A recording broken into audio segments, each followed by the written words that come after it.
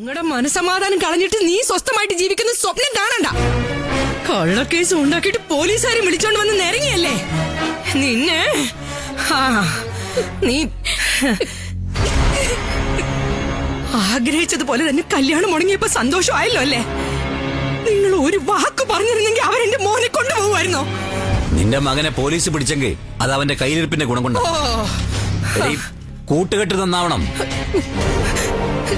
അച്ഛാ, തർക്കിച്ചിക്കാതെ അരവിന്ദിനെ പോയി എങ്ങനെയെങ്കിലും ഇറക്കാൻ നോക്കച്ചാ. മോഷണ കേസിന് ജാമ്യം എടുക്കാൻ പോയി നാണം കടാരെന്ന് എന്നെ കിട്ടില്ല. അതിനൊക്കെ പറ്റിയത് നിന്റെ കെട്ടിയവനെ പോലെ ഇടതും വലുതും അറിയാത്ത നാണം കെട്ട രാഷ്ട്രീയക്കാരാ. വെള്ളിയും വെള്ളം ഇട്ടൊക്കെ നിൽക്കല്ലേ. അങ്ങോട്ട് പറഞ്ഞോ, വലിയ പിടിപാടുള്ള ആളാ, എന്തും സാധിച്ചു തരും.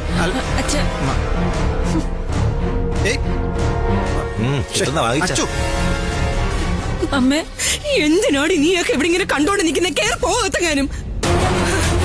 അമ്മേ, അമ്മേ നിക്ക്.